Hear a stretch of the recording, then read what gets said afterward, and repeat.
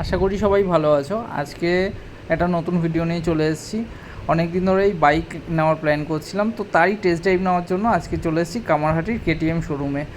আমাদের পৌঁছাতে অনেকটা দেরি হয়ে গেছে, 5টা অবধি লাস্ট টেস্ট ড্রাইভ ছিল। জানি না টেস্ট ড্রাইভ এখন দেবে কি না, এখন বাজে 6টা। আমরা ঢুকেছি, দেখতে পাচ্ছ। অ্যাকচুয়ালি দুটো গাড়ির টেস্ট ড্রাইভ নেওয়া ছিল। আমি নিতাম এডিবি 390, আমার ভাই সাথে গেছে, ও নিত 250।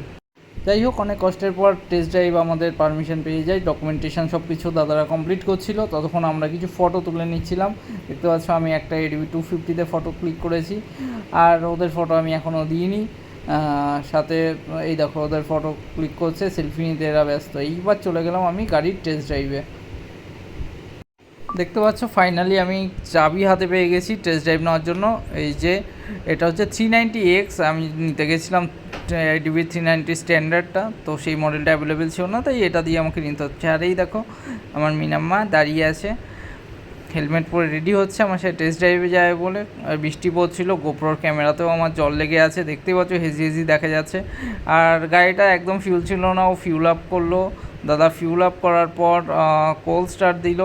আর সামনে দেখতে পাচ্ছ একটা ওদের ট্যাগ নাম্বার কিছু থাকে, যাতে ওই টেস্ট ড্রাইভের গাড়ি লোক বুঝতে পারে, লোক বলতে সার্জেনরা বুঝতে পারে, সেই জন্য এটা লাগিয়ে দেওয়া হলো। এবার আমি আস্তে আস্তে আমার গোপ্রোর লেন্সটা ক্লিন করে নিচ্ছিলাম। হাত দিয়ে ক্লিন করেও দেখলাম খুব একটা ক্লিন হয়নি, তারপর আমাকে কটন দিয়ে ক্লিন করতে হলো। তারপর একটু বেটার, যদিও বা সন্ধ্যা হয়ে এসেছিলো, গোপ্রোর ক্যামেরা অতটা ফুটেজ ভালো দিতে পারছিল না, অন্ধকার অন্ধকার ডার্ক ফটো আসছিল। আর ও তো ওই দিক থেকে রেডি 250 নিয়ে যাওয়ার জন্য। যাই হোক, চলো এবার মোটামুটি টেস্ট ড্রাইভে বেরোনোর জন্য আমরা রেডি। পাশে আমার ছোট্ট গাড়ি দাঁড়িয়ে আছে। আমার গাড়িটাকে এবার ছোট্টি সাইড খুবই ছোট লাগছে, যেহেতু এটা অনেকটা বড় গাড়ি।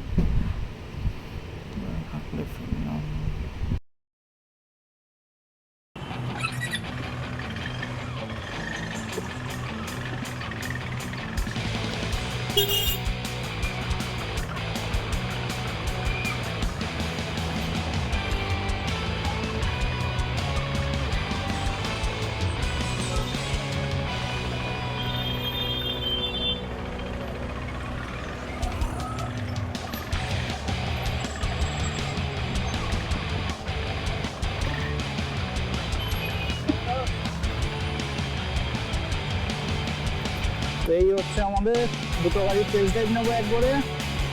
চলো, দুটো সিগন্যাল বেশি না, আপনার দুটো সিগন্যাল থেকে আসার ব্যাপার আছে। দেখা যাক গাড়িটা কেমন। ভাইব্রেশন তো পাচ্ছি আমি গাড়িতে।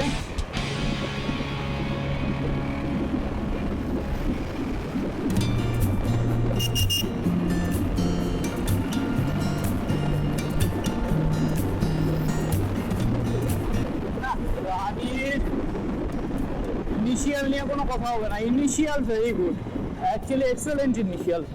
BMW GS এর আমি টেস্ট ড্রাইভ নিয়েছি, দ্যাট আফটার হচ্ছে এটার ইনিশিয়াল একদম বেটার।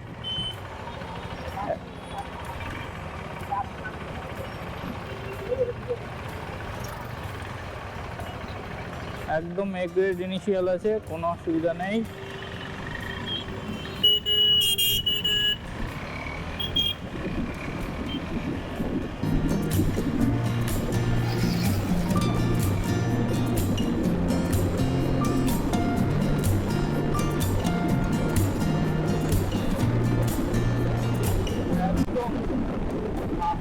গাড়ি আছে ভাই, কিন্তু একটু পেট্রোল কম আছে, ল্যাকিংটা আমি পাচ্ছি, যখন তখন মতো হয়ে যেতে পারে। একদম লিমিটেড পেট্রোল আছে গাড়িতে। গাড়িতে তেলই ভরেনি, গাড়ি হ্যাচকাচ্ছে, তেলই নেই গাড়িতে। এটা দিয়ে টান না, চলো চলো চলো।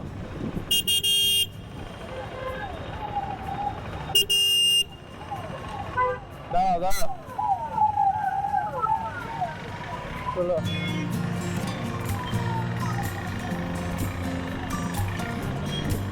কি করবে কি করবে, চলো চলো।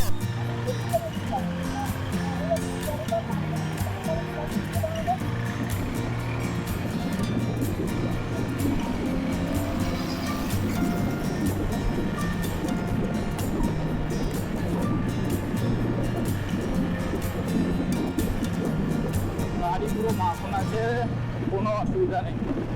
এখন দেখা যাক যে স্ট্যান্ডার্ড ভেরিয়েন্ট নেব না তারপরে ভেরিয়েন্ট নেব, এই দুটোই হচ্ছে।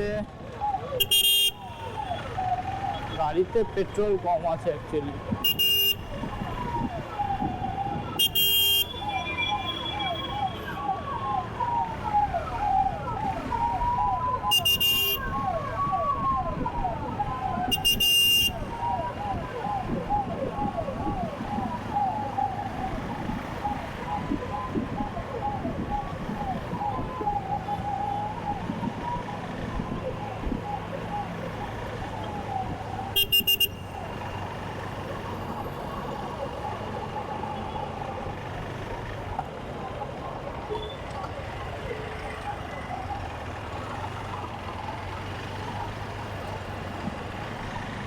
চলে এসেছি, প্রায় দুটো সিগন্যাল ছিল, ব্যাক করে আবার চলে এসেছি।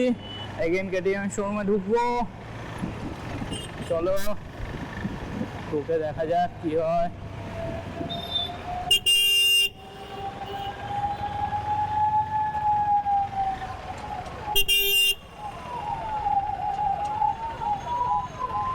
যদিও বা এটা টেস্ট ড্রাইভ নেওয়ার জন্য প্রপার রাস্তা নয়। এই যে পেছনে কেটিএম এর শোরুম। স্পিড বন্ধ করা আছে।